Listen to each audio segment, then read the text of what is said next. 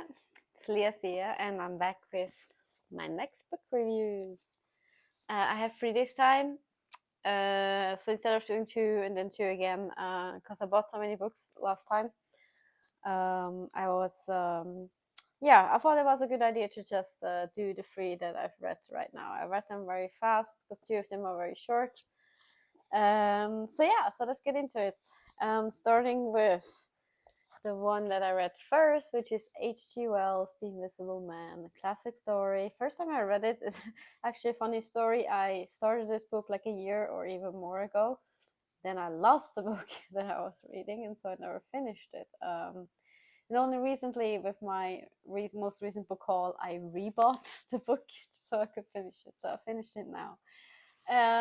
Like the story, absolutely. I was very surprised by how much we got insights into the main or into the visible man. I guess he is the main character, but also we get a lot to see what all the people around him are thinking and experiencing with discovering an invisible man, and how even when with their own eyes they see things that are not possible except when someone is invisible, and they just can't believe it, which is really it's really believable in that sense.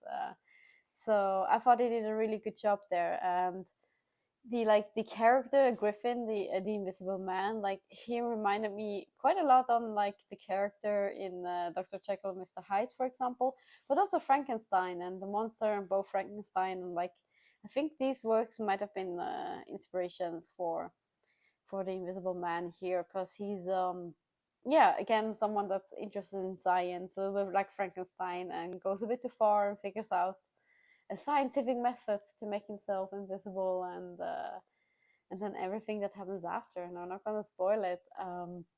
But yeah, it's a very short read. It's and for the most part, I thought it was very exciting. It didn't really have any uninteresting, something was more or less happening most of the time. Sometimes it's also um when the characters are talking on what they saw or what happened, but even those parts are you always get to know something new and something fresh as a reader. So I enjoyed it, so I can absolutely recommend it. I think this is like a 4-star read for me, so pretty damn good book. The next one that I read, a tiny little one, is The Old Man and the Sea by Ernest Hemingway. It's another classic, considered to be his best short story, as I understand it. And I did enjoy it. It was a lovely, lovely short story. It's about an old man going fishing on the sea and having a really big adventure with the sea. And I did enjoy it a lot. Also the description of the ocean and him being there and what he's doing. I don't want to spoil it, so I cannot say very much. But I really did enjoy that. And there was maybe few rough patches, or I mean, it's such a tiny book, so when I say rough patch, I literally mean 2-3 pages. Because where it was a little bit where I was like, okay, I understand, let's move to the next thing. But that's it. Other than that, I really thought it was nice. And what I especially liked was basically, I guess, the message in the end, you could say. I enjoyed that one a lot. I'm not going to spoil it, obviously. I never spoil. So I think this is definitely worth a read, especially for the little time investment that you get. So if you never read Hemingway, or if you do and you enjoy him, or if you don't enjoy him, still I would recommend this one, because I think it's very well written and it's a fast read. So I gave this 3.5, 4 stars. 4 stars. Yeah, yeah. So that's The Old Man and the Sea from Ernest Hemingway. And the third one, so I made a short about this one, Ted Chiang, Exhalation. This 5 stars, absolutely, no question about it. This was so good. I just absolutely enjoyed it. First short story is still my favorite one in the whole book. It was just 5-star in and of itself. That's what I said in short. Just so amazingly good. So all short stories are kind of sci-fi inspired, and what I really love is how he makes you think.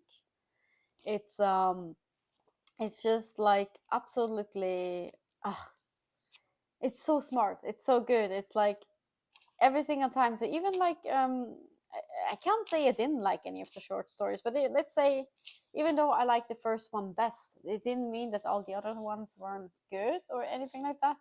But all of them made me really like, what if like this kind of technology develop, or what if like we would see the world like this? Like it really makes you think, and I love when a book does that.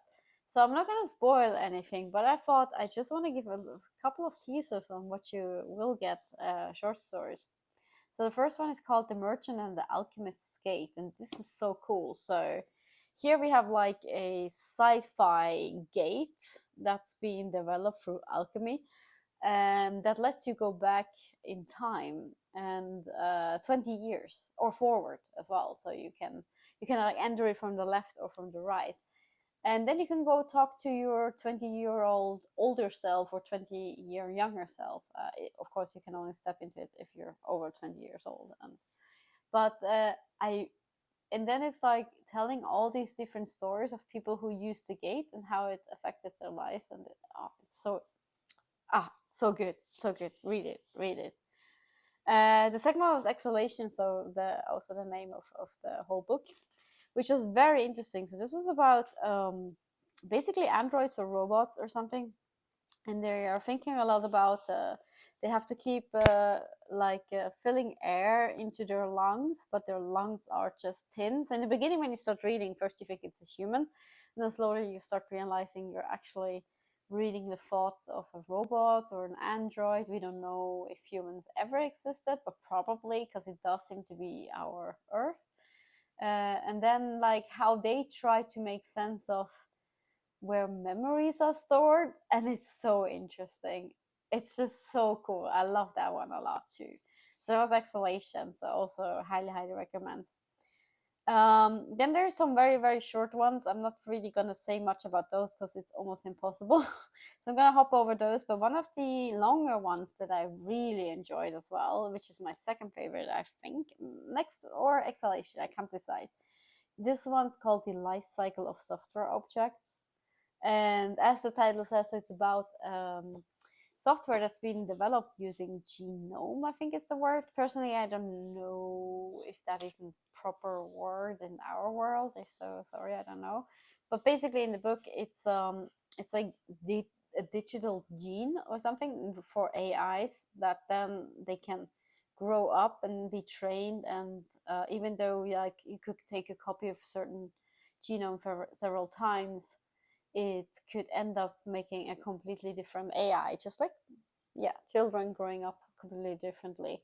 Very absolutely cool, interesting. And then you just follow like one of the trainers of that AI, and some colleagues, and like the whole concept that everyone is like constantly logged into something called data earth. So like a lot of virtual spaces, and there you can walk around with your like digital pet and things like that. And it's such a cool thing. But then what happens if that genome like becomes old gen, and the new virtual world is new gen, and then you can't port it? And yeah, it's so like I said, like the way it makes you think, Ted Chiang makes you think, wow, it's fantastic. Very cool one.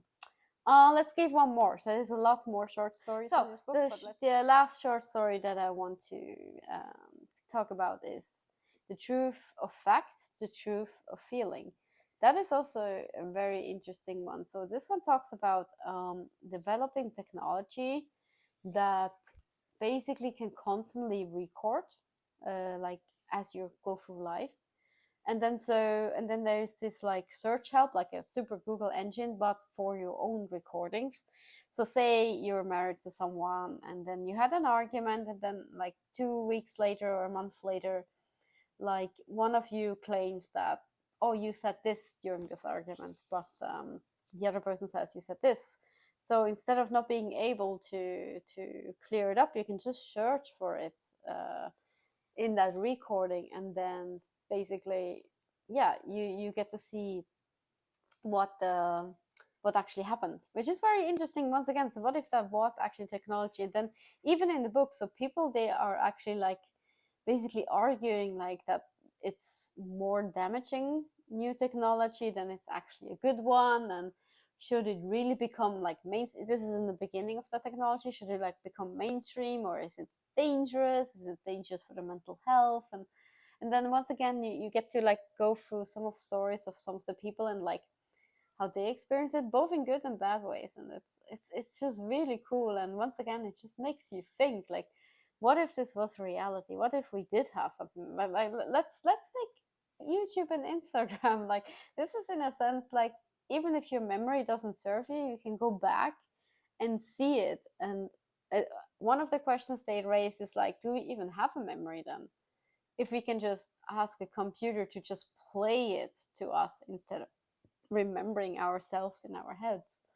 It was just very, very, very interesting. So yeah, so these are a couple of teasers of the short stories in this book. It was absolutely phenomenal.